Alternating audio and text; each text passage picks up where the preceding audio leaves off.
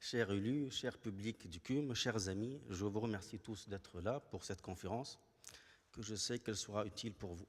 Donc, pour ne pas vous perdre beaucoup de temps, comme elle est longue la conférence, j'essaie de commencer directement.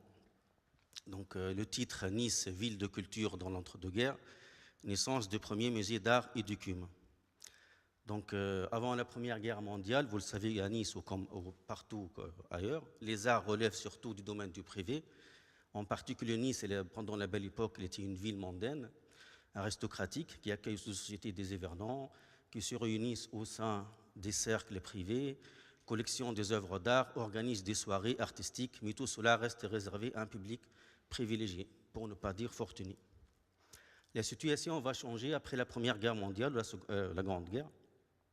On va à une tendance générale vers la démocratisation de la culture. À Nice, à cette période, en dehors de la culture, il y a une volonté évidente des pouvoirs publics locaux de moderniser la ville et son image.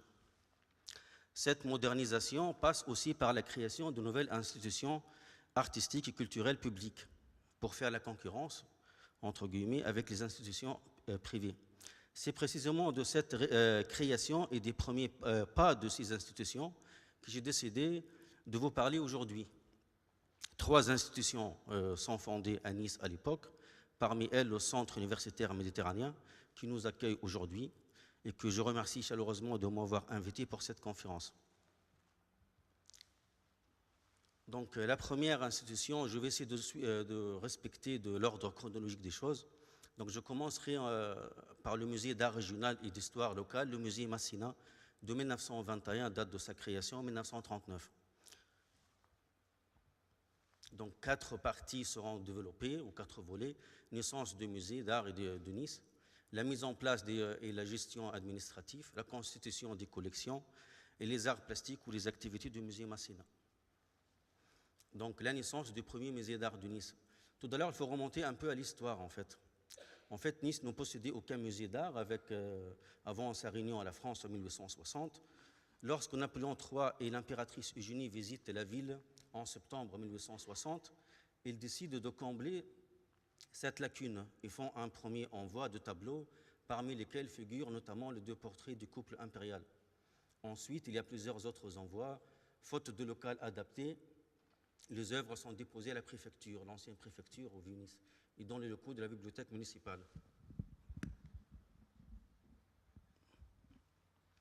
Vers 1890, les œuvres sont transférées dans un local au boulevard du Bouchage, où on installe le musée municipal. Ensuite, en 1901, ce musée municipal sera placé dans la salle Bréa, avenue Notre-Dame. Donc, petit à petit, apparaît la nécessité d'avoir à Nice un véritable musée digne de l'image de la ville, qui reçoit de nombreux visiteurs étrangers.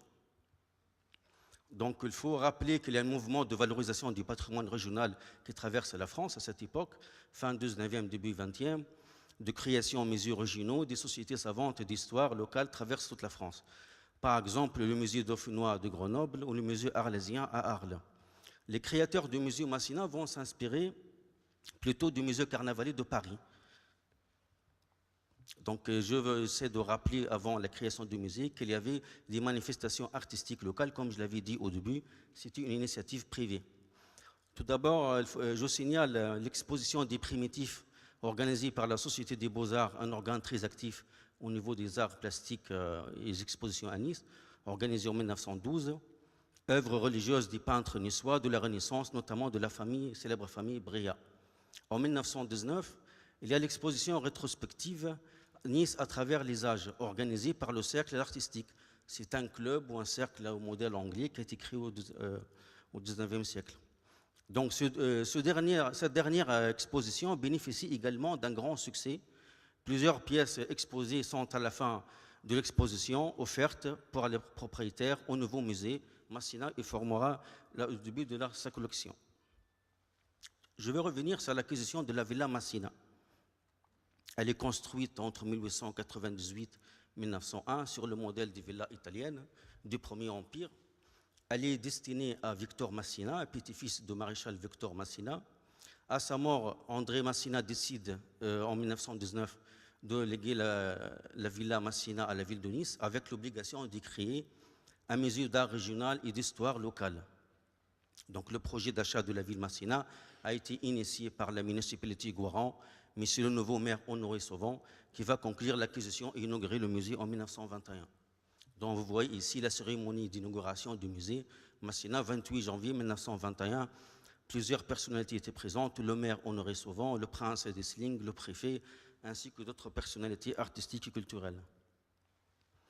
La réaction de la presse par rapport à cette inauguration, l'éclaireur du dimanche, un hebdomadaire niçois qui est organe de l'éclaireur de Nice, consacre à sa une l'inauguration du musée Massina, alors que la revue à côté que vous voyez dans la photo, La Vie niçoise et régionale, lui consacre un numéro spécial. Ce numéro contient plusieurs articles sur l'historique, l'aspect architectural de la Villa Massina et la collection du nouveau musée. L'ouverture du musée suscite aussi certaines critiques quant à la quantité et à la qualité de ces collections. Je reviendrai là-dessus. Deuxième partie, la mise en place et la gestion administrative du musée. J'ai mis exprès des musées de Nice parce qu'on va voir dès le début, ça a été organisé pour les futurs musées. Au moment de la création du musée Massina, sera mis en place un système en fait, de gestion du musée qui sera ensuite développé lors de la création du musée Chéré.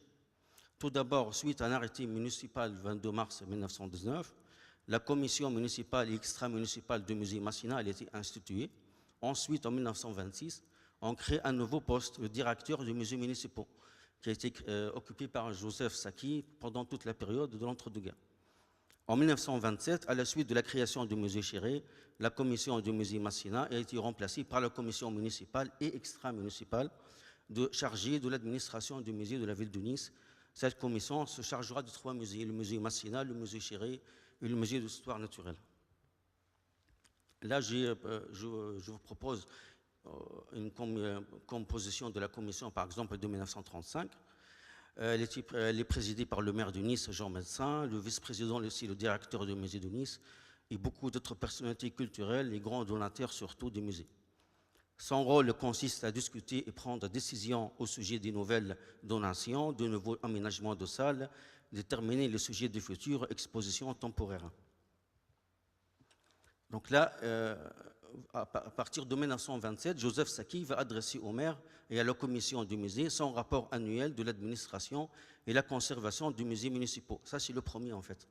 Ces rapports ont constitué une source très intéressante pour notre travail, y compris ce livre. Dans ces rapports, il y a tout détail qui concerne l'activité du musée, que ce soit des propositions de dons, de legs, d'expositions, publicité, gestion de personnel, autorisation, bâtiments, sécurité, nombre de visiteurs, etc. Là, voici un exemple de correspondance entre le directeur du musée, Joseph Saki, et le maire de Nice, Jean Médecin, en 1934, qui montre bien l'implication très active du maire dans la gestion du musée. Le maire préside souvent en personne ces réunions et approuve les thèmes de futures expositions du musée municipal. Le maire cherche notamment à nouer et préserver les relations avec les grands donateurs potentiels comme le baron Vita, dont l'avait parlé M. Chor, que je reviendrai avec le musée Chir. À partir de 1927, plusieurs mesures publicitaires en faveur du musée ont été réalisées. Donc, ici, vous avez un exemple. Par exemple, sur la revue Méditerranée. C'est une revue, malheureusement, qui a duré que quelques années, entre deux guerres, mais qui est tellement riche sur les activités artistiques qui était vraiment l'organe le plus spécialisé dans la presse, dans les activités artistiques de la ville de Nice. Aussi, les éditions parisiennes comme l'Illustration, Le Temps, Le Figaro publient des articles consacrés aux expositions temporaires. Maintenant, je développerai la constitution des collections du musée de Nice de 1921 à 1939. Les collections étaient très disparates, en fait, dont certaines pièces ont une grande valeur artistique, alors que d'autres représentent uniquement un intérêt documentaire. Donc, le premier guide du musée Massina, au début, ça a été que 14 pages. Il contient une énumération très brève des collections incomplètes. Il y avait à peu près 500 pièces. Une grande partie des salles du musée restaient vides. Donc, cette première collection, c'était en fait les premiers achats de la nouvelle Société des Amis du musée Massina, ainsi que les pièces réunies précédemment au musée municipal qui faisait l'objet de l'exposition rétrospective de 1919 à l'Artistique. Donc ici, je veux développer l'aspect général, brièvement l'aspect général des collections. On a l'art religieux local, il constitue une des sections les plus importantes au sein de la collection. Une salle est aménagée spécialement pour les primitifs niçois, peintres niçois de la Renaissance, découverts à l'occasion de l'exposition de la Société des Beaux-Arts à Nice en 1912. Cette salle accueille des œuvres de Durandi et des peintres de la célèbre famille Bria. D'autres sections, on voit la section de traditions populaires, elle contient des mannequins, des costumes reconstitués de l'ancienne province. Il y avait aussi des marqueteries, le tri céramique des anciennes industries niçoises. La section des salles de portraits, portraits des personnages natifs de Nice, ou ayant séjourné à Nice comme Lascaris, Garibaldi, ou encore les peintres niçois Biscara ou Trachette. Section vie de Nice, des plans et paysages niçois antérieurs au XIXe siècle. La plus ancienne pièce allemande, elle présente le siège de Nice par les Gallo-Turcs et a été datée de 1543. Et les collections variées, ce sont des souvenirs de Paganini, par exemple, aux premières productions de l'imprimerie niçoise, ainsi que d'autres. Il y a aussi un petit musée au sein du musée Masséna qui s'appelle le musée lapidaire, qui a été créé au moment de sa création. Un guide du musée lapidaire a été édité et il explique d'origine de diverses pièces antiques, médiévales ou même modernes de la ville de Nice. Là, on va voir ici l'enrichissement de la collection et ouverture progressivement de 15 nouvelles salles. Donc très vite, vous voyez le chiffre, il passe de 1921 826 pièces à 11 000 et presque 400 pièces. Donc le chiffre de la collection, il a été multiplié plus que 10. En 1936, on recense même 15 000 pièces, donc 24 salles sont remplies. Donc les collections, il y en a deux, collections régionales et les collections hors région. Les collections régionales, il s'agit bien sûr de rassembler un maximum d'objets se rapportant à l'histoire de Nice, grâce aux donations, aux achats des amis de la Société des Amis de Musée, grâce aussi aux expositions temporaires et aux donateurs. Ces salles correspondent soit à une époque en particulier, par exemple le Premier Empire, Second Empire, soit un personnage illustré, Masséna, Garibaldi, soit un autre aspect important de l'histoire et de l'art niçois, la peinture du primitif niçois. Quelques exemples de salles. La salle Révolution au Premier Empire, elle est créée en 1922. On voit ici, on reconnaît le buste de Napoléon Bonaparte, ainsi que ses nombreux autographes. Là, ici, salle Second Empire et Réunion de Nice à la France, créée en 1923.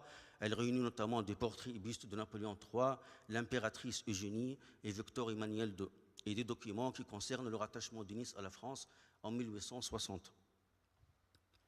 La collection hors région. En plus des collections régionales, donc il y a cette collection hors région, elles sont le résultat d'importantes donations et représentent une valeur artistique et historique considérable. Là, vous avez des noms très connus, même de grands maîtres français. Et après, on trouve alors, la salle du bijou, donation Chapsal 1923, qui offre au musée de Nice sa grande collection de bijoux ethniques, qui sont le fruit de ses recherches sur de 25 ans de recherche. La valeur marchande dépasse le 1 million de francs, mais la valeur historique et artistique est inestimable. On trouve des bijoux exotiques qui font le joyau de cette collection, bijoux turcs, marocains, kabyles, hindous, Turkestan, Perse, Chine, Tibet, et la liste est longue. La collection comprend aussi des bijoux français, datant de la Révolution, avec sa pièce la plus précieuse, que vous voyez en haut à droite, le diadème de l'impératrice Joséphine. Collection d'armes et armures de Félix Joubert, 1926. Cette salle a été créée. Il y a 300 pièces qui ont été données au musée et son installation nécessite l'aménagement de 3 nouvelles salles. Salle des armures, salle des épées et salle des bois sculptés. Ce sont des objets d'origine diverses, italienne, espagnole, allemande, qui datent du XVe, XVIe et XVIIe siècle. Après, la salle Jean-Baptiste Carpeau, qui décide d'offrir une cinquantaine de ses œuvres et qui comprend sculpture, moulage, dessin, peinture, maquette de l'artiste. Pour l'inauguration de cette salle, le musée du Louvre Il était généreux, il a offert 6 dessins de l'artiste définitivement au musée Masséna. Donc, avec la collection, il faut savoir aussi que dans le musée Masséna, il y a une bibliothèque d'archives. Cette bibliothèque était alimentée, elle est riche, elle contient 2000 documents visuels, gravures, lithographies, portraits, plans, les archives documentaires qui contiennent 580 dossiers relatifs à l'histoire du pays niçois. Il y a aussi le livre d'or qui contient le nom des grands donateurs du musée ainsi que les grandes célébrités qui ont assisté à des expositions. La bibliothèque de Chevalier Victor de Soussol 1937, je pense que c'est un lieu incontournable pour le chercheur d'histoire à Nice. Cette bibliothèque elle contient plus de 10 000 documents. C'était le don du chevalier Victor de Soussol. Inutile de le représenter, je pense ici. Documents dont plus de 1500 cartes de régions, du plus anciennes au plus modernes. Pour accueillir ce don, une salle du musée est aménagée dans un style luxueux qui existe encore aujourd'hui. Je veux parler de la Société des Amis du musée Masséna, qui a joué un rôle important au profit du jeune musée. Fondée en 1920, elle compte 150 membres au début et 400 membres en 1936. À part les particuliers, elle peut aussi regrouper des personnes morales, comme le casino municipal, un des grands financiers de la société, le cercle de l'artistique, la Société des Beaux-Arts, l'éclaireur de Nice et d'autres. Pardon. Là, la contribution de la Société des Amis du musée Masséna et au financement à ce musée de 1921 à 1939. Cette société, elle effectue des achats de pièces, de collections, tableaux, mobilier, mais aussi des achats d'équipements comme les vitrines d'exposition. Elle finance la publication auprès de la presse, l'édition des catalogues. Le montant dépensé par la société, ils sont strictement documentés. Vous pouvez, sur le graphique en bleu, voir le montant dépensé annuellement par la société et en rouge, le total qui s'accroît d'année en année.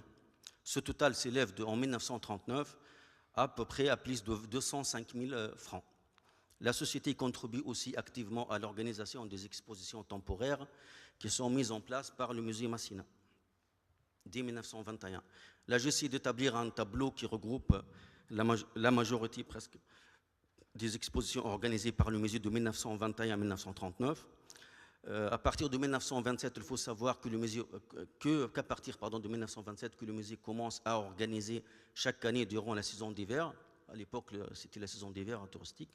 Au moins une, parfois 2 ou 3, rarement, expositions temporaires, thématiques, consacrées le plus souvent à une époque, une personnalité ou un aspect particulier de la culture niçoise. Ainsi, nous pouvons voir que certaines expositions suscitent un véritable engouement de visiteurs, qui dépasse 20 000 visiteurs, comme celui de l'art religieux en 1932, dont je reviendrai en détail, les Anglais sur la rivière en 1934, les Bréas et Bonaparte à Nice en 1938. On va regarder quelques exemples d'expositions, parce que le temps ne nous permet pas de les développer tous. Commençons par l'exposition L'époque romantique à Nice en 1830, qui a été organisée en 1930. En fait, pour chaque exposition, il y a un catalogue, vous voyez ici l'affiche de cette exposition-là, qui a été édité avec un classement des pièces exposées, comme vous pouvez voir à droite. Il y a des peintures, mais aussi des documents, des livres, des objets, du mobilier, etc. L'intérêt de cette exposition, même s'il n'avait pas attiré beaucoup de public par rapport aux 4 que j'ai cités, c'est qu'elle inclut un important volet artistique. Là, je vous présente quelques aspects des dessins d'aquarelle et lithographie. Vous avez ici l'aquarelle d'Henri Monnier, collection du baron Vita. Et là, vous avez ici, dans une autre section, nous avons vu des vues de Nice et des peintres niçois, dont le festin s'est mis en bas à droite, par Clément Rossa. Et voici la pièce la plus précieuse de cette exposition, portrait de Don Manuel Garcia de la Prada par Goya, qui était une collection de Jean Jaffé. L'exposition de l'art religieux ancien 1932. Cette exposition a eu beaucoup de succès, 540 œuvres, plus que 20 000 visiteurs. Le comité de patronage inclut le maire Jean Médecin, là vous avez à droite la liste, des membres de l'Académie française et des personnalités connues de la Riviera, comme le prince d'Essling, et des hommes d'affaires américains très riches comme Frank Jay Gould. Les pièces exposées sont prêtées par plusieurs institutions, dont le musée du Louvre ou des églises de l'arrière-pays, ainsi que des collectionneurs privés. L'exposition présente aussi bien des œuvres de l'école niçoise, ici le retable de l'église de Riolière, ainsi que des œuvres d'ailleurs comme ici l'école italienne à votre droite. Il y a aussi d'autres objets, des tapisseries du XVe siècle, une section de sculptures et de nombreux autres objets religieux venus des églises des Alpes-Maritimes ou d'ailleurs. Maintenant, l'exposition Les Anglais sur la Riviera depuis le XVIIIe siècle, organisée en 1934. Cette importante exposition bénéficie du soutien de plusieurs personnalités politiques, artistiques, littéraires françaises et britanniques. L'exposition devient une véritable expression d'amitié politique entre les deux nations et aussi une reconnaissance du rôle et de la place occupée par la colonie britannique sur la Côte d'Azur depuis le XVIIIe siècle. Le comité de patronage, nous trouvons, vous voyez, le prince de Monaco, le ministre de l'Éducation nationale, Anatole de Monzy, l'ambassadeur de la Grande-Bretagne à Paris, l'ambassadeur français à Londres, le maire Jean Médecin et des écrivains français comme Paul Valéry, l'historien Gabriel Hanotto de l'Académie française et d'autres écrivains britanniques, surtout ceux qui ont séjourné sur la Côte d'Azur, comme Somerset Maugham. La plaquette, elle était rédigée en anglais, exclusivement en anglais. Elle présente un bref aperçu de divers aspects de la vie de la colonie britannique sur la rivière, comme ici vous avez un pique-nique à Saint-Jean ou bien vous avez la fameuse promenade des Anglais à ses débuts. L'exposition a aussi une importante dimension artistique grâce au soutien de plusieurs musées, dont le Louvre, le musée Versailles ainsi que la collaboration de collectionneurs privés. C'est une occasion de réunir une centaine de peintures du XVIIIe et XIXe siècle de la célèbre école anglaise, des œuvres de Lawrence, Reynolds, Romney, Morland, Turner, Peter Levy, Burne-Jones, ainsi que d'autres. Dans notre période de l'entre-deux-guerres, c'est une des expositions la plus réussie du musée Masséna. Elle réunit 21 000 visiteurs et devient la deuxième exposition la plus fréquentée après l'exposition Bonaparte à Nice en 1938. À la suite de l'exposition, une nouvelle salle permanente consacrée à la colonie anglaise sur la Riviera a été aménagée. Ensuite, exposition de la campagne niçoise au XVIIIe et XIXe siècle, en 1939, dernière année de cette période d'études, qui regroupe des vues de différents quartiers environs de Nice. Comme vous pouvez voir dans le tableau, le nom de plusieurs quartiers de Nice qui sont connus auprès de vous. Vallée de Paillon, le port, Magnan, Saint-Philippe, etc. Donc là, ici, j'essaie de résumer le musée Masséna. À côté des expositions temporaires, le musée Masséna veut proposer d'autres initiatives qui permettent au public de se cultiver et d'approfondir ses connaissances du patrimoine local. Les visites guidées, appelées à l'époque visites-conférences, sont proposées aussi bien pour la visite des salles permanentes que par la visite des expositions temporaires. En 1936, le guide du musée Masséna présente une liste de visites-conférences qui couvre l'ensemble des salles du musée, dont vous voyez sur l'écran. En 1934, à l'occasion de l'exposition des Anglais sur la Riviera, une visite guidée a été proposée en anglais. Il faut noter qu'à partir de 1930, ces conférences correspondent au thème des expositions temporaires. Par exemple, en 1930, vous voyez le romantisme, 1931, Second Empire, etc. Pour conclure le musée Masséna, là j'ai pris deux citations de Joseph Saki que je vous laisse lire. Il faut savoir que depuis sa création en 1921 à 1939, le musée connaît un développement fulgurant de la part de ses collections, au début très incomplètes, sont rapidement multipliées et remplissent l'ensemble des salles. Mais ce sont surtout les différentes activités mises en place, comme les expositions temporaires, les conférences, les visites guidées et même les concerts de musique qui accompagnent certaines expositions, qui permettent de transformer le musée en un véritable centre d'attraction intellectuelle et artistique vivant et dynamique. Cette première expérience du musée Masséna sera prise en compte par les autorités municipales et la direction du musée lorsqu'un deuxième musée d'art sera créé à Nice en 1927. Il s'agit bien sûr du musée des Beaux-Arts Jules Chéret. Donc le musée des Beaux-Arts Jules Chéret de 1927 à 1939. Pardon. Donc 3 volets, création du musée, constitution des collections et les expositions temporaires de 1929 à 1939. Création du musée de Beaux-Arts Jules Chéret.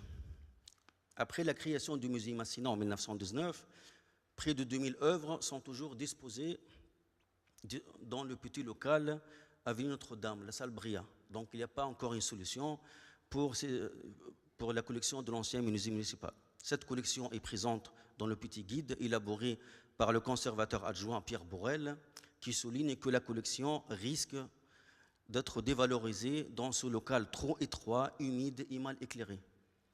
Il devient évident qu'en plus de musée d'histoire locale, Nice a besoin d'un musée de beaux-arts digne de son nom. Plusieurs possibilités sont envisagées. Une des possibilités proposée dans un conseil municipal en 1914 par l'adjoint au maire Fèvre, qui consiste à construire un nouveau musée sur un terrain appartenant à la ville de Nice au boulevard Victor Hugo, en face du jardin Alsace-Lorraine. Finalement, le musée de Beaux-Arts sera installé dans une demeure existante, la villa Koutchoubey-Thompson. Pourquoi ce nom-là? Parce qu'au début, en 1878, c'est la princesse ukrainienne Elisabeth Koutchoubey qui achète le terrain sur la colline du Beaumet et commence la construction d'une villa. Et en 1883, avant la fin de la construction, elle cède cette villa à un riche américain, James Thompson, qui terminera la construction. Ce palais de style génois accueille des réceptions, des concerts, des bals qui réunissent la Société des Hivernants de la Belle Époque.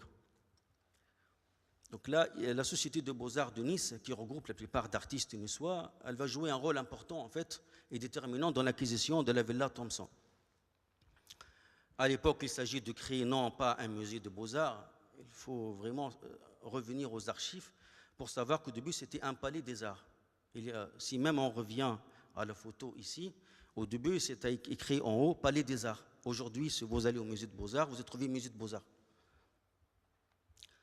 Donc, à l'époque, il s'agit de créer ce Palais des Arts. Ce palais doit remplir 2 fonctions. D'un côté, accueillir les collections municipales et de l'autre, les manifestations artistiques et culturelles, et en premier lieu, celles de la Société des Beaux-Arts. C'est le vice-président de cette société, Michel Courbel, qui découvre sur la colline du Beaumet la Villa Thompson. Après cette découverte, le conservateur du musée municipal, Alexis Moussa, et lui, Capati, président de la Société de Beaux-Arts, visitent la villa. Ils sont convaincus sur le lieu idéal pour le Palais des Arts. Louis Capati adresse la lettre que vous voyez en face de vous aux adjoints aux Beaux-Arts à l'époque, Jean Médecin, sa proposition détaillée sur l'organisation du futur Palais des Arts. De son côté, Alexis Moussa adresse son rapport à Jean Médecin. En plus, il fait un calcul très précis de la surface nécessaire pour installer la collection du musée municipal. Ce calcul fait apparaître un excédent de 500 mètres carrés, dont vous voyez sur le plan établi par Alexis Moussa, même en bas à gauche, les 2 salles destinées à la Société de Beaux-Arts et en bas à droite, une salle destinée aux conférences. À la séance extraordinaire du conseil municipal consacré à l'acquisition de la Villa Thompson, Jean Médecin, adjoint délégué aux Beaux-Arts, défend ce projet. Dans son discours, il résume 3 objectifs. Installer la collection du musée municipal, offrir un lieu digne à la Société de Beaux-Arts pour ses salons annuels et permettre aux sociétés savantes d'organiser leurs conférences. Le conseil municipal adopte à l'unanimité les propositions de Jean Médecin. L'acquisition de la Villa Thompson. Pendant la période de l'acquisition, elle appartenait à un entrepreneur Cravetto qui avait demandé la somme de 1 600 000 francs pour l'acquisition de la villa. Après approbation du conseil municipal, la vente de la villa a été rétablie et conclue le 6 janvier 1926. Il fallait attendre 2 ans pour l'inauguration. Le projet est par la suite reconnu d'utilité publique par un décret présidentiel le 20 avril 1926. Je reviens au fameux baron Joseph Vita. Au moment où la mairie est prête à signer l'acquisition de la Villa Thompson, elle reçoit de la part du baron Joseph Vita la proposition d'une très importante donation qui comprend des œuvres du célèbre artiste Jules Chéré, ami personnel du baron Vita, que j'essaie de le présenter brièvement. Né en 1860, issu d'une famille de banquiers établie au Piémont, extrêmement riche, il est mécène et ami de nombreux artistes, collectionneurs d'art et hommes politiques. Il est passionné par l'œuvre de Jules Chéré. Il rassemble la plus grande collection du peintre. Cette généreuse donation constitue un enrichissement important pour les collections municipales, mais suscite pourtant plusieurs réactions critiques dans le milieu artistique niçois, qu'on va développer. Réaction critique à la donation Vita. Le peintre Paul Audra, il était le directeur de l'École nationale d'art décoratif de Nice, adresse une lettre à Jean Médecin, une lettre qui résume toutes les préoccupations des artistes niçois. Personne ne conteste la valeur, je résume, personne ne conteste la valeur de l'œuvre de Jules Chéré, mais ce sont les conditions très strictes posées par le donateur qui provoquent des inquiétudes. Le baron Vita exige que la totalité de sa donation soit exposée d'une façon permanente, sans donner au musée la possibilité de faire l'inventaire ou de placer certaines pièces en réserve. Entre la collection existante du musée municipal et la donation Vita, donc on a bien compris que l'ensemble des salles de la Villa Thompson sera occupé et cela empêchera d'accueillir les manifestations extérieures, dont notamment celle de la Société des Beaux-Arts. Après le don du baron Vita, le musée donc reçoit encore une autre donation, moins importante en quantité, mais des œuvres de Chéré de la part de Maurice Finaille, un grand collectionneur d'art. Il devient donc évident que le projet du Palais des Arts, dans sa version initiale, partage les locaux entre le musée et la Société de Beaux-Arts, impossible. Dans une dernière tentative à garder à la Villa Thompson, la Société de Beaux-Arts propose au conseil municipal de construire un pavillon, dont vous voyez le plan devant vous, dans le jardin de la villa, et qui sera réservé à 6 expositions annuelles. La demande est accompagnée par aussi le plan de la façade du pavillon, dont vous voyez ici. Mais comme nous le savons, ce projet ne sera pas réalisé, probablement pour des raisons financières ou peut-être difficultés techniques. Pourtant, le conseil municipal, le 31 août 1926, il avait donné son avis favorable pour le projet. L'appellation même du nouveau musée, elle suscite des controverses en fait. Le donateur baron Vita, il insiste sur le mot musée Jules Chéré, même s'il indique le Palais des Arts. Comme vous voyez dans l'invitation à votre gauche, Paul Audra adresse une lettre que vous voyez aussi au maire de Nice. Il propose une autre appellation, Palais des Arts, avec 3 sous-titres, Musée Jules Chéré, Musée municipal et Société de Beaux-Arts. La question de l'appellation va continuer, elle n'est pas définitivement résolue, avec toujours cette controverse, Palais des Arts, Musée Jules Chéré. L'inauguration du musée. Après l'accusation de la villa en janvier 1926, d'importants travaux sont menés sous la direction de l'architecte Anselmi.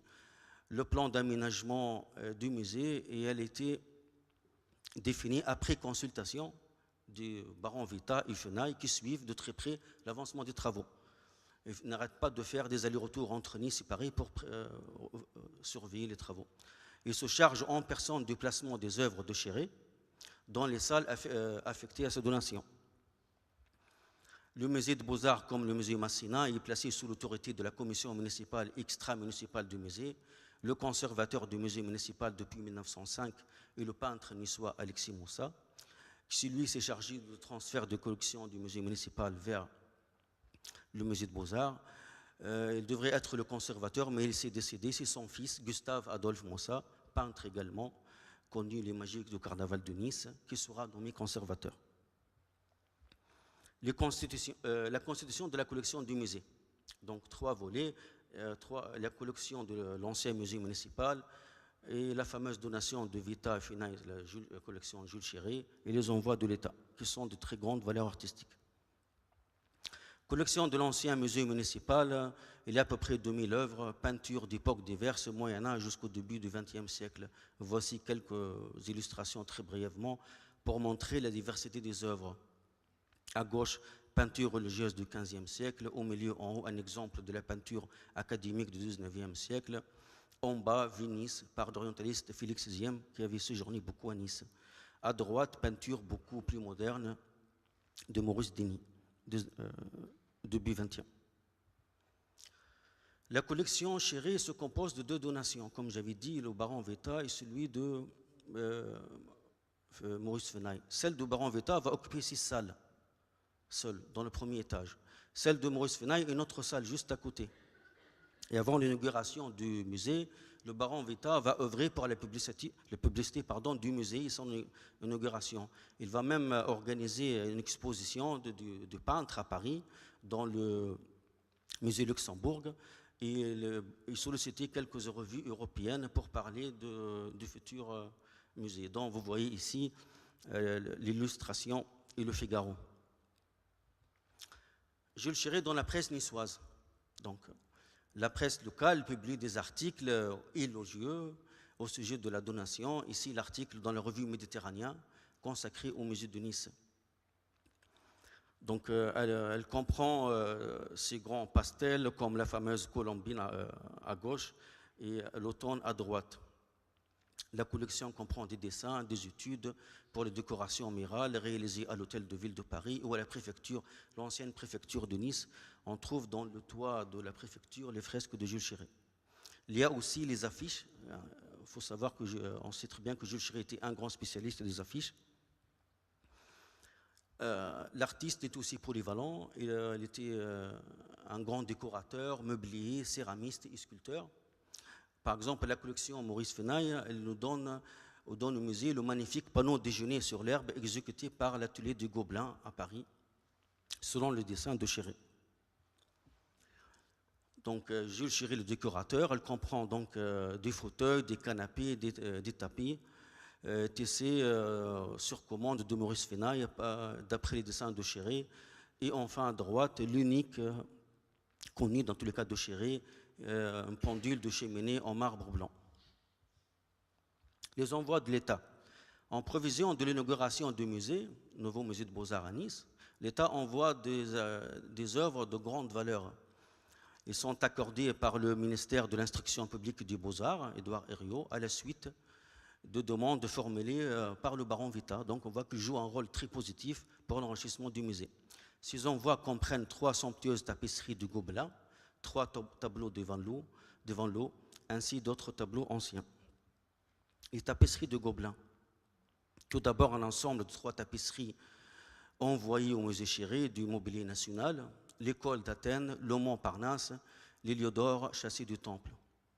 Elles sont tissées à la manufacture du Gobelin du XVIIIe siècle, d'après les cartons exécutés par Raphaël. Ce sont des pièces énormes. Chaque tapisserie mesure près de 5 mètres sur 9. Elles donnent à l'entrée et à l'escalier du musée où elles sont placées un aspect grandiose, comme vous le voyez dans la photo. Salle Vanloo. La ville de Nice possède déjà plusieurs tableaux de célèbres peintres du XVIIIe siècle. Karl Vanloo, né à Nice. Il est donc décidé de consacrer une salle entière au musée Chéré, à la dynastie Vanloo. Pour enrichir cette salle, la ville de Nice, avec l'aide de ces donateurs influents, dont de nouveau le baron Veta, obtient l'accord du ministère des Beaux-Arts pour l'envoi à Nice de 3 tableaux des Vanloo. Il s'agit de 2 toiles de Charles-Amédée Vanloo et d'un tableau de Karl Vanloo sur l'écran, Neptune et Amymone. L'enrichissement de la collection du musée. En pratique, sur ce diagramme qui présente l'enrichissement de collections entre 1926 à 1936, on voit très bien la contribution du baron Veta qui est écrasante. Voilà, la moindre chose qu'on puisse dire, mais utile aussi. Tension croissante au sujet des collections du musée niçois. L'engagement du baron ne concerne pas seulement ses propres donations, mais il existe une abondante correspondance entre le maire Jean Médecin et le directeur Saki et le baron Veta, qui montre que le baron Veta veut intervenir activement dans tous les aspects de gestion du musée Chéré. Par exemple, sa décision personnelle, il peut empêcher, comme l'avait dit M. Scheur, l'acceptation par le musée de certaines donations qui sont déjà approuvées par le conservateur et la commission du musée. La tension monte progressivement avec Saki, mais un véritable conflit va éclater lorsque Joseph Veta exige que l'ensemble des primitifs niçois qu'on avait vus au musée Masséna, qui forment le joyau de ce musée, soient déplacés au musée de Beaux-Arts, comme on voit sur cette lettre du maire, où le maire est mis au courant et doit s'occuper de cette question en personne. Voici des extraits de la lettre adressée le 20 octobre 1936 par Saki au baron Veta.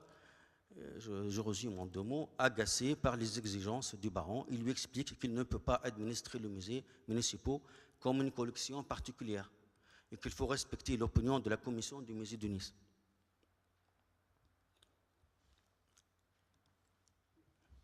Donc finalement, ce conflit ne sera jamais résolu. Cette polémique empêchera par exemple l'édition du guide du musée Chéré, malheureusement, et en effet le baron Veta refuse de l'approuver tant que les peintures des primitifs ne soient pas déplacées au musée Chéré. Il est interdit bien sûr de publier sans son accord. Ce n'est qu'après le dossier du baron Veta, malheureusement en 1942, que les collections du musée Chéré seront reclassées par époque et par école, comme l'avait demandé le commissaire du ministère dans une de ses visites avant la Seconde Guerre mondiale. Une partie des pièces seront placées dans les réserves et le premier guide sera publié en 1948, dont vous voyez l'affiche. Les expositions, dernière partie, temporaires du musée de Beaux-Arts, entre 29 et 39. Là, vous avez les grandes expositions.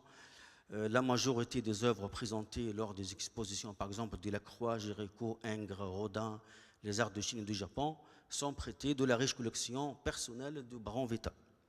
Il est difficile pour le musée parce que d'accueillir chaque année des manifestations aussi importantes que celles consacrées à Delacroix, à Ingres, Rodin, qui demandent beaucoup de frais d'assurance de transport.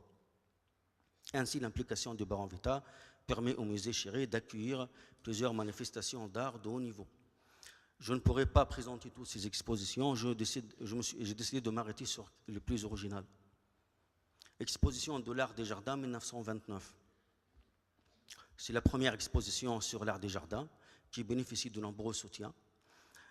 Plus que 400 numéros rémunérés dans le catalogue, on présente l'art des jardins dans tous ses aspects grâce à la réunion de documents variés, tableaux anciens, modernes, images, photographies, livres, plans, etc., poteries et diverses compositions florales.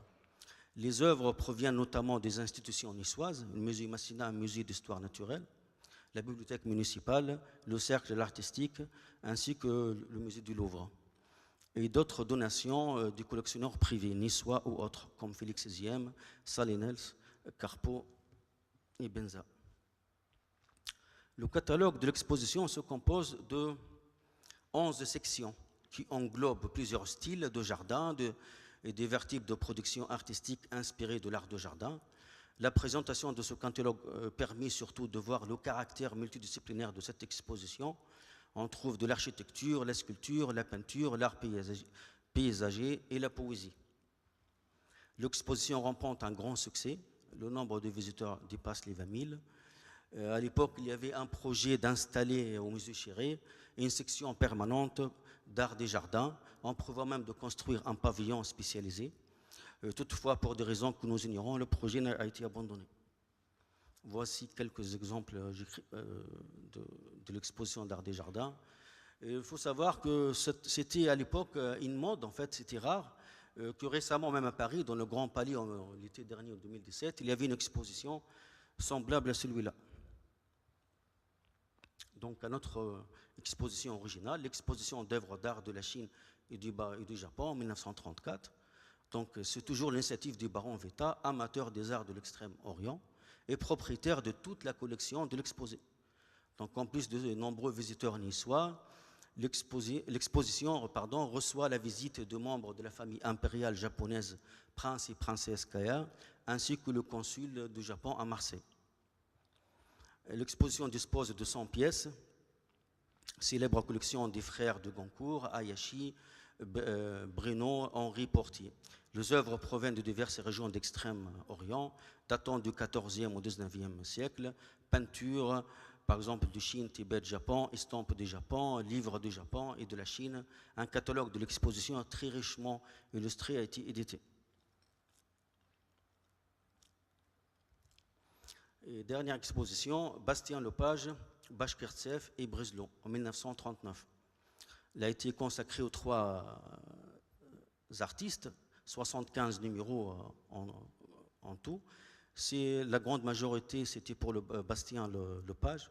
C'est de nouveau, grâce au baron Veta, de nouveau, le musée Chéré obtient des prix auprès du musée du Louvre, au musée Carnavalet, Petit Palais et Victor Hugo. Plusieurs œuvres sont également prêtées par des collectionneurs privés, dont Guillaume Boria, Joseph Veta, etc.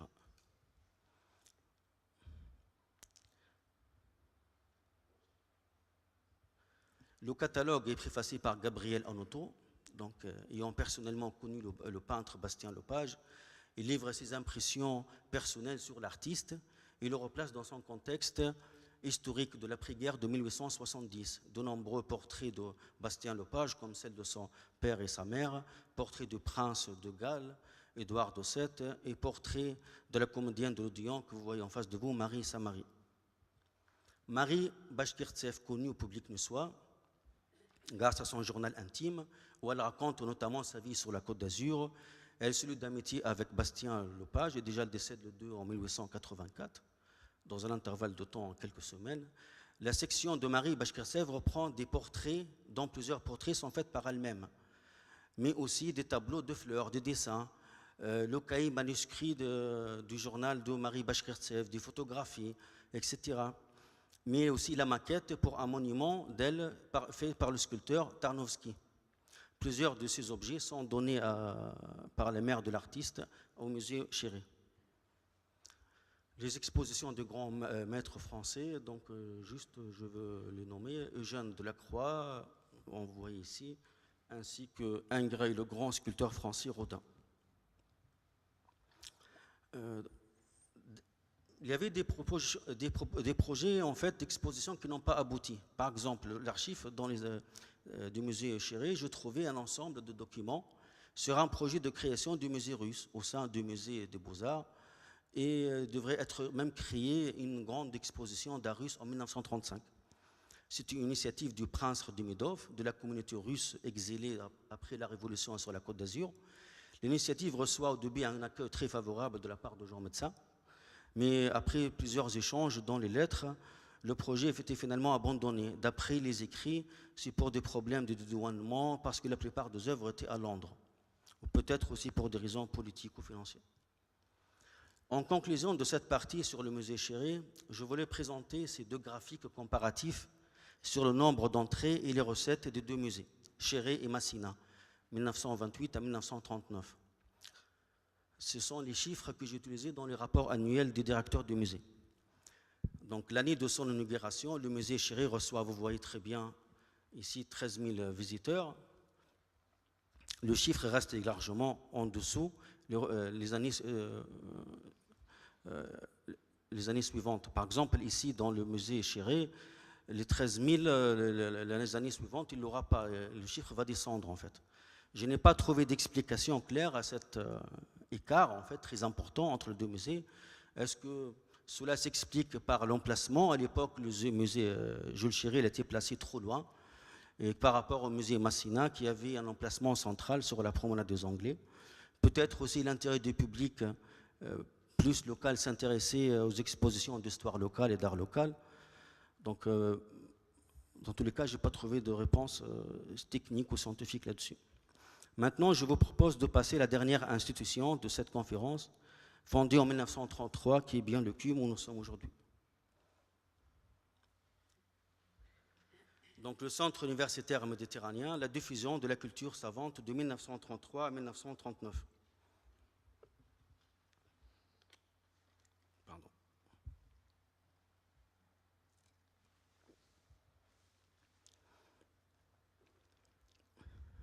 Donc, le centre il existe depuis 85 ans. Je commence par cette évocation de trois personnalités clés dans la création de CUM. Jean Médecin, le maire de Nice, qui souhaite fonder depuis le début une université et défendre la vocation intellectuelle de la ville de Nice. Maurice Mignon, attaché culturel de l'ambassade de France et professeur de lettres de l'Europe méridionale à l'université d'Aix-en-Provence, et qui sera son premier directeur. Paul Valéry, bien sûr, poète mondialement connu, défenseur de l'esprit méditerranéen, et qui devient le premier administrateur du CUM, et qui donnera à ce centre une autorité internationale. 4 volets seront présentés, de l'aider à l'inauguration, les projets de CUM et sa vision, la vision méditerranéenne de Paul Valéry, la structure administrative du CUM et le conseil de perfectionnement, ainsi que ses activités. Donc il faut savoir que le CUM n'est pas apparu dans une journée. Il y avait des initiatives précédentes d'organisation de conférences grand public ou de création d'instituts d'enseignement supérieur. En 1864, les premières conférences sont organisées à Nice à la suite de l'initiative de la Chambre de commerce et le soutien de la mairie et de la préfecture. D'autres structures commencent à organiser des conférences, dont la Société de Beaux-Arts, fondée en 1861, le Cercle artistique en 1895. La création aussi de l'Institut interallié des études supérieures en 1919, suite à l'initiative conjointe du département des Alpes-Maritimes, la Chambre de commerce et la Principauté de Monaco. L'Institut doit avoir un statut d'autonomie et servir pour l'enseignement des sciences, des arts, des lettres et d'autres disciplines. L'Institut est accueilli dans les locaux de l'ancienne villa Jelinek-Marsadès, au nom de le grand industriel Émile Jelinek, fondateur de la célèbre marque Mercedes. Cette villa qui n'existe plus aujourd'hui, mais qui se trouve pas loin d'ici, en fait, c'est le croisement au niveau du boulevard Gambetta et la promenade des Anglais. À sa place, il y a un immeuble aujourd'hui. Malgré cet appui de taille, l'Institut interallié fermera ses portes en 1921, pour des raisons qu'on ignore réellement en détail, mais dans la presse, on citait qu'il n'y avait pas assez d'étudiants et d'auditeurs. En 1924, Maurice Mignon décide de reprendre ce projet d'institut interallié. Il obtient cette fois-ci le soutien de la ville de Nice à la place de la Principauté de Monaco, ainsi que le Conseil général et la Chambre de commerce et d'industrie. La préparation des cours et des conférences sont confiées à des professeurs de l'Université d'Aix, dans le domaine des lettres, des sciences et droits. On organise aussi des conférences à caractère mondain, artistique, dans les locaux de la Chambre de commerce. Face au succès des conférences, la mairie va leur offrir la salle Bria de Notre-Dame qui pouvait accueillir jusqu'à 600 auditeurs parce qu'il y avait une moyenne de présence de 500 personnes. Donc une nouvelle initiative dans le domaine de l'enseignement, c'est l'Institut d'études franco-étrangères, créé à l'initiative des professeurs de langue vivante de Nice. Le but est d'offrir aux nombreux étrangers la possibilité d'accéder à un enseignement de qualité de la langue française et la civilisation, bien sûr. L'Institut est inauguré le 26 novembre 1932 dans la salle des fêtes de l'école hôtelière. L'inauguration sert d'occasion pour Jean Médecin pour réaffirmer le droit de Nice d'avoir enfin un établissement universitaire. Les fondateurs du CUM, donc 29 juillet 1932, lors du congrès de la Ligue d'éducation nationale à Nice, Jean Médecin et Maurice Mignon rencontrent le ministre Anatole Domanzi. C'était dans un bureau au Parc Impérial. Il essaie de le persuader de créer une université ou un institut d'enseignement universitaire à Nice. Plus tard, le ministre s'engage par écrit le 3 septembre 1932. Donc l'année 1933, c'était une année décisive pour le CUM. Donc Paul Valéry, homme de grande culture et poète mondialement connu, accepte la proposition et apportera à la jeune institution qui est le CUM son nom de prestige, mais également son projet original fondé sur sa vision personnelle. Des négociations sont également menées avec l'Université d'Aix, dont les professeurs seront chargés de l'enseignement au CUM. À la suite de tous ces entretiens, le CUM est finalement créé par le décret ministériel du 18 février 1933, dont vous voyez ici quelques articles. On lit notamment que le CUM a le statut d'institut d'université et qu'il relève du point de vue scientifique des 4 facultés de l'Université d'Aix, celles de lettres, sciences, droit, économie. On explique bien que le CUM va intégrer les initiatives anciennes déjà existantes, donc on va bien garder l'Institut d'études franco-étrangères et les conférences d'enseignement supérieur de Maurice Mignon. Par le même décret, on nomme Paul Valéry comme premier administrateur du CUM et Maurice Mignon comme premier directeur. Le conseil municipal, en février 1933, choisit d'installer le CUM dans la villa Guglia, jusque-là occupée par l'école hôtelière. Donc c'est un lieu d'exception pour le CUM, sur la promenade des Anglais, face à la mer, dans cette ancienne villa léguée à la ville de Nice en 1878 par Vincent Guglia. Mais la villa doit subir d'importants travaux de rénovation et de décoration très riches de l'intérieur qu'à l'extérieur, qui lui donneront son aspect d'aujourd'hui. Et c'est pour cette raison que la première inauguration de CUM, 1933, aura lieu au Salbria. Chose un peu rare ou spécifique au CUM, il a eu 3 inaugurations, dont je reviendrai une par une. Donc là, la première, elle passe presque inaperçue, c'est le 4 décembre 1933. Vous voyez dans la photo Maurice Mignon, ainsi que les premières conférences qui commencent. La presse se contente de signaler l'ouverture de CUM, mais il faut signaler que le maire, le préfet et Paul Valéry lui-même étaient absents. Deuxième inauguration, le 1er avril 1935, elle coïncide avec un événement de grande taille, les assises du comité permanent des lettres et des arts de la Société des Nations. Le comité dont Paul Valéry est membre se réunit au CUM, à mon avis, à sa demande, sous le thème « La formation de l'homme moderne ». Aussi bien Jean Médecin que Paul Valéry sont présents cette fois-ci et se félicitent dans leurs discours respectifs du rôle que la ville de Nice pourra jouer désormais en faveur de la culture méditerranéenne ou la culture tout court.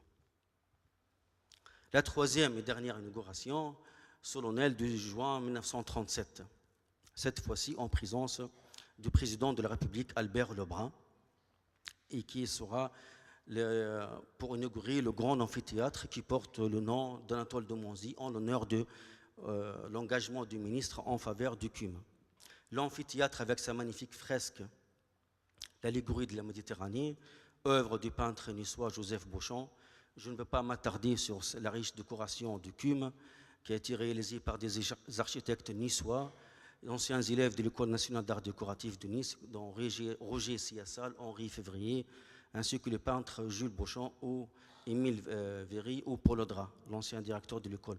Cette décoration, de même que la peinture de Joseph Beauchamp, a en fait l'objet d'un grand colloque ici au CUM en juin 2016, que vous pouvez le trouver sur le site de CUM.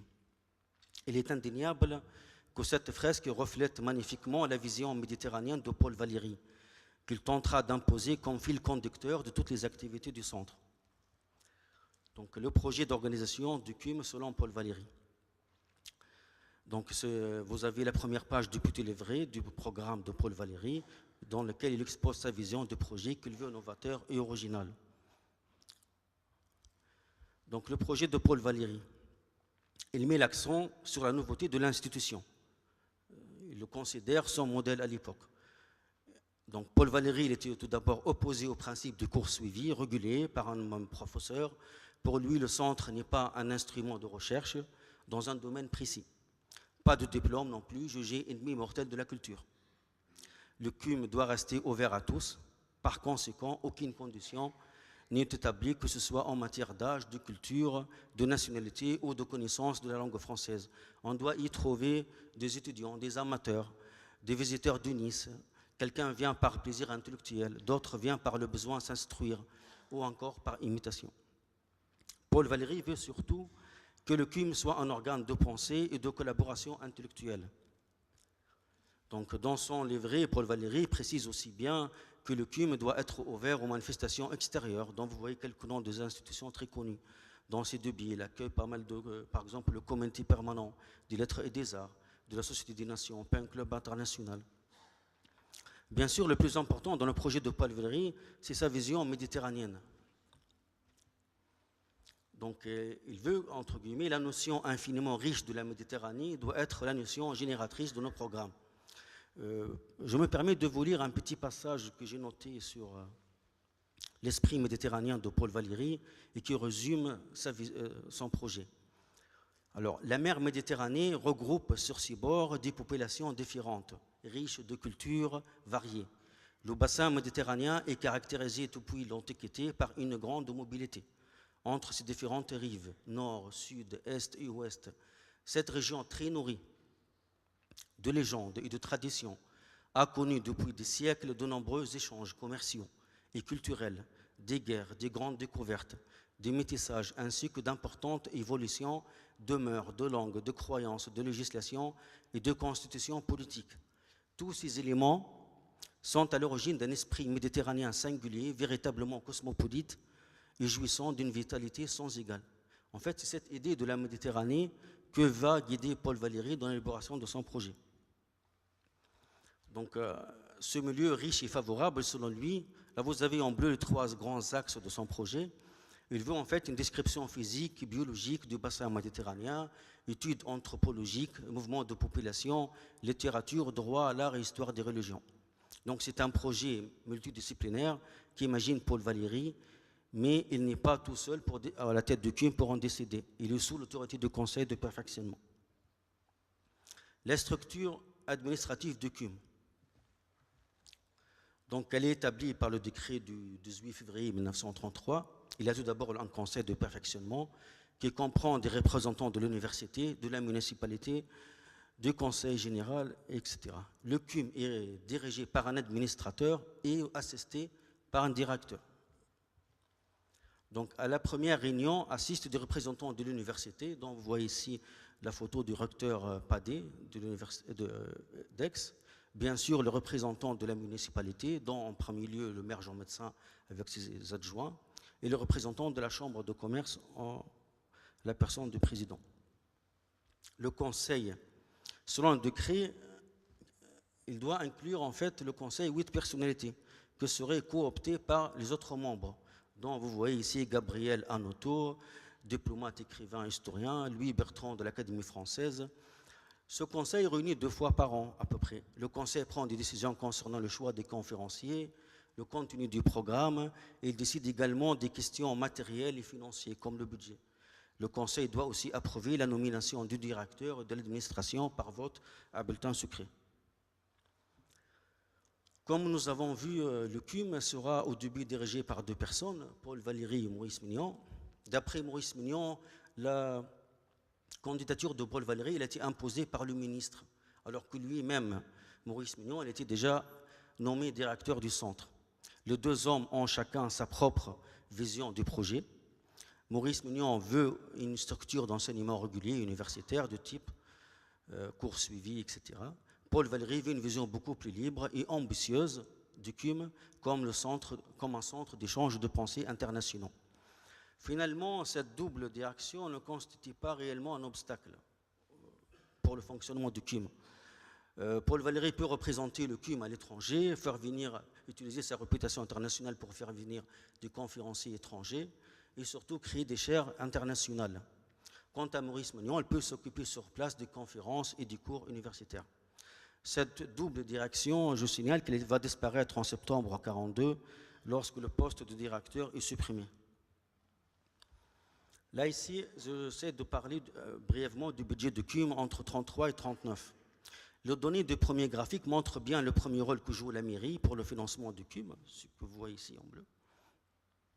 Par conséquent, pour pouvoir assurer son financement, elle demande de l'aide du Conseil général de la Chambre de commerce de Nice. Quant au financement étranger, ça veut dire les chaires et les conférences étrangers, ce sont les pays d'origine qui se chargent du financement. Par contre, il faut dire que ce budget, mais il y avait une suffisance, mais il y avait une insuffisance aussi pour gérer des projets à grande envergure. Peut-être, ça a été expliqué pour la gratuité des places. Deuxième graphique nous dévoile le montant du budget entre 1933 et 1939. Le budget alloué au CUM jusqu'à la Seconde Guerre mondiale, donc c'est un budget stable, si on peut oser dire ça. Ce budget assure son fonctionnement pendant toute cette période. Dernière partie, les activités du CUM 33-39. Donc l'Institut d'études franco-étrangères qui a été gardé. Un nombre d'étrangers était très important en prison. On avait censé 26 nationalités. La plupart sont d'Allemagne, d'Autriche et d'Italie. L'Institut propose 2 types de diplômes et pour 3 niveaux de cours. Il est important de préciser que les conférences magistrales sont confiées aux professeurs d'universités voisines, en particulier celles d'Aix-Marseille, ce qui garantit un niveau très élevé de l'enseignement. Les conférences d'enseignement supérieur. Il faut savoir que le nombre d'intervenants extérieurs va se multiplier, extérieurs à l'université d'Aix-Marseille. En 1934, à l'initiative de Maurice Mignon, par exemple, on décide de mettre en place des séries de conférences qui se rapprochent plus de l'enseignement universitaire. Et à la demande de Paul Valéry, Max Sor, recteur d'Aix-Marseille, élabore un plan quinquennal qui se compose de 2 volets. Haute études méditerranéennes et haute études générales. Ce programme sera adopté par le Conseil de perfectionnement et sera suivi pendant les premières années du CUM. Là, j'ai essayé de vous présenter quelques affiches publicitaires du programme annuel du CUM pendant les 3 premières saisons, parce qu'à partir de 1935, le CUM commence à publier le programme de ses conférences dans la presse locale, comme l'Éclaireur de Nice, le Petit Niçois, le Petit Provençal, l'Écho des étudiants et le Feu. On voit bien que de ces 3 premières années, les conférences suivent bien le plan quinquennal de Max Sor. On voit aussi beaucoup de sujets scientifiques concernant la biologie, la botanique, la médecine, mais les conférences touchent en particulier la littérature, l'art, la philosophie et l'histoire. Dans ce graphique, nous voyons bien l'évolution du nombre de conférences de 33 à 39, que le nombre de conférences évolue à partir de la saison 36-37 jusqu'à 38-39. Cette croissance est interrompue par le déclenchement de la Seconde Guerre mondiale. Donc, un autre événement va aussi avoir un impact sur l'organisation des conférences de CUM, c'est la création à Nice d'un établissement d'enseignement supérieur, qui est l'Institut d'études juridiques à Nice, qui est finalement, donc, c'est en juin 1938, qui a été créé cet institut. Et donc, désormais, à partir de cette date, les conférences de CUM n'auront plus ce caractère d'enseignement universitaire régulier. Et Paul Valéry commence à œuvrer davantage en faveur de l'ouverture des chaires étrangères. La création de CUM suscite l'intérêt intellectuel et des hommes politiques à l'étranger. En premier lieu, le pays voisin, l'Italie et l'Espagne, mais d'autres pays plus lointains. Les dirigeants de CUM pensent alors qu'il est nécessaire de fonder avec les universités étrangères des relations d'ordre intellectuel. Donc vous avez ici une interview avec Paul Valéry dans la revue Sur la Riviera, décembre 1935, où il expose sa volonté de créer ces chaires internationales. Et il dit que malgré la bonne volonté des ambassadeurs et membres différents du gouvernement qu'il rencontre, qu'il trouve certaines difficultés au début pour créer ces chaires. Peut-être les conséquences de la crise économique de 1929, parce que ces pays-là devraient financer leurs chaires. Mais finalement, la première réponse positive qu'obtient Paul Valéry vient du ministre des Affaires étrangères roumain, Titulescu, et dont la première chaire étrangère a été fondée, ça sera la chaire roumaine, qui porte le nom de Michel Eminescu. Après la deuxième chaire, ça sera la chaire italienne, qui porte le nom de Leonardo da Vinci en 1938. Dans le cadre de cette chaire, ça sera Maurice Mignon qui se charge des conférences spécialistes de l'Italie.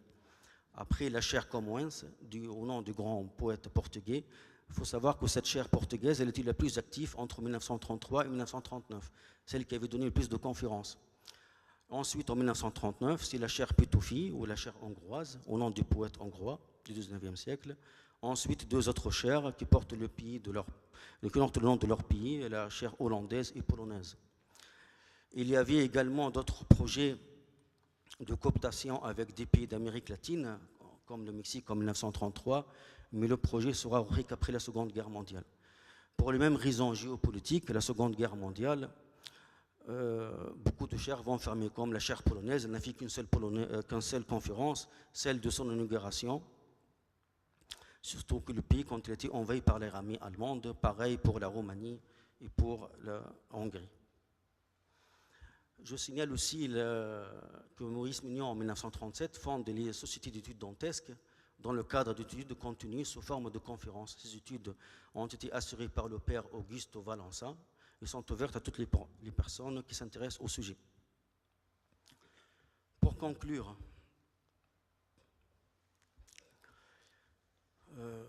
la guerre va bien sûr avoir un impact sur toutes les activités de CUM, même s'il ne ferme pas ses portes. Les musées mettent leurs collections à l'abri. Après la Seconde Guerre mondiale, l'histoire continue. Le nouveau musée de galeries s'ouvre à Nice. Ils sont aujourd'hui au nombre de 14. Le CUM multiplie ses activités. Nice devient aussi une ville universitaire. On peut affirmer que tout cela, au moins en partie, c'était le résultat de l'élan lancé dans la période de l'entre-deux-guerres par les pouvoirs publics locaux. Je vous remercie de votre attention.